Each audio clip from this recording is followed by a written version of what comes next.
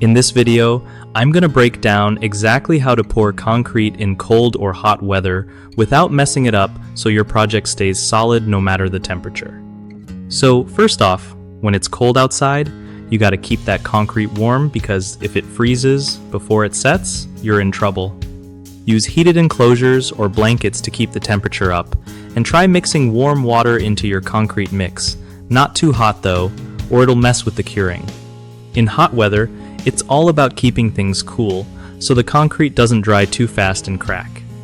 You can pour early in the morning or late afternoon when it's cooler, and keep the surface damp by spraying water or using wet burlap.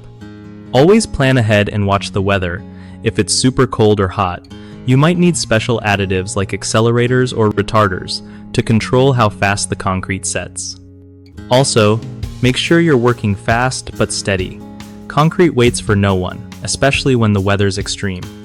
And don't forget to keep that concrete moist after pouring for several days so it cures strong and doesn't dry out too quick.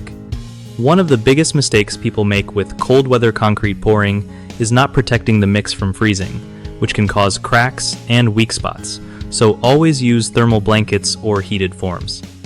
Another common slip-up is letting hot weather concrete lose moisture too fast, leading to shrinkage and cracks.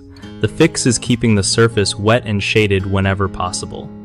Lastly, rushing the job without prepping your materials or adjusting mix designs for temperature changes can cause all kinds of headaches, so take your time to plan with the right temperature-specific methods. I gotta mention bighomeprojects.com because it's a pretty cool site where homeowners like you can find trusted local contractors who know their stuff about handling projects in any weather. Plus, if you're a contractor looking for work, it helps connect you with folks who need your skills, making the whole process way less stressful.